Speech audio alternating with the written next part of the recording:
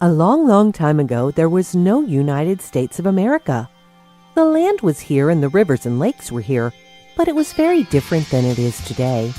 There were many people living in the deserts, mountains, and forests. These Native Americans hunted, farmed, and fished.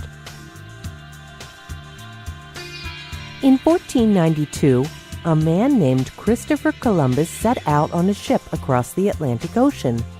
While most people believed at the time the world was flat, Columbus believed it was round, and that by going across the ocean, he could reach a place called the Indies. Many people laughed at the idea that the world was round. However, Columbus went to the King and Queen of Spain and asked for their help. They agreed with him and gave him the money for the journey. Columbus set out on his voyage from Europe with 3 ships, the Nina, the Pinta, and the Santa Maria. It was a hard journey, and his crew members grumbled and complained. They sailed for over a month before hearing the words, "Land ho!" Land was finally spotted. After coming to shore, it took a while before they realized they were not in the Indies, and they called the land the New World. It was a place where they could settle and explore. Many years later, the Pilgrims sailed across the Atlantic Ocean from England. Men, women, children, and animals crowded onto a ship called the Mayflower and brought their supplies and dreams to the New World.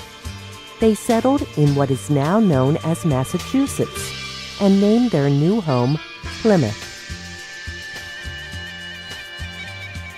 The settlers wanted to come to the New World so they could have the freedom to worship God as they pleased.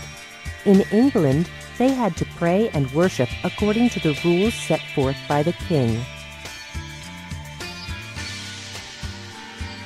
When winter came, the Pilgrims struggled to survive in the harsh weather.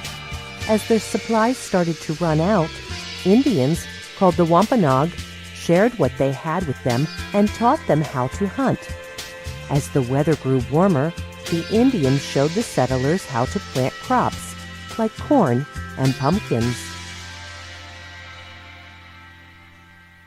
In the fall, the Wampanoag and the Pilgrims gathered for a feast to celebrate the harvest. The 3-day celebration was a time set apart to express their thanks to God for His provision. They dined on fish, deer, turkeys, and an abundance of vegetables. Over 2.5 million people crossed the ocean to settle in the first 13 colonies. The colonists, as they were called, came here from England. For many years, they lived under the rule of the King of England, even though he lived far away. Although each colony had its own governor, the governors all had to report to the king. When King George III demanded the colonists to pay taxes to England, they got angry. After all, they were taking care of themselves in their new home. Thinking the taxes were unfair, the colonists tried to figure out a way to be free from the rule of Great Britain, as England was later called. A man named Thomas Jefferson wrote a document declaring freedom for the colonies. This document was the Declaration of Independence.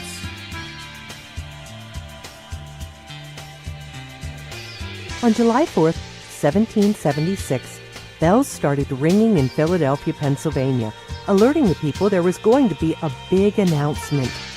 One of the bells is believed to have been a 2,000-pound bell called the Liberty Bell. Tourists still go to Philadelphia to see this symbol of freedom.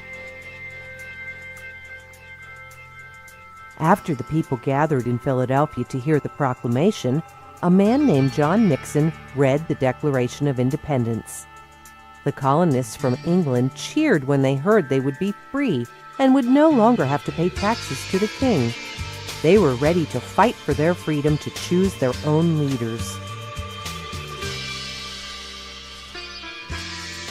After a few years of fighting for their independence in the Revolutionary War, the colonies became the United States of America in 1783. People came from all over the world to settle in the U.S. Eventually, the 13 colonies grew into 50 unique states. After winning freedom from the rule of Great Britain, the United States became a country belonging to its citizens. Rather than being told what to do by a king, Americans can vote for leaders to represent them. These leaders, including the President of the United States, decide on the laws for the American citizens. In 1941, Independence Day was set aside as a legal holiday. On this day, most people all across the United States have a day off work to celebrate America's freedom. To honor the day of the reading of the Declaration of Independence, the holiday is always on the 4th of July. There are parades in many towns and cities across the United States commemorating Independence Day. After it gets dark, people watch fireworks. Fireworks are a traditional part of 4th of July celebrations. The beautiful colors light up the sky, reminding Americans of the fight for liberty and freedom over 200 years ago.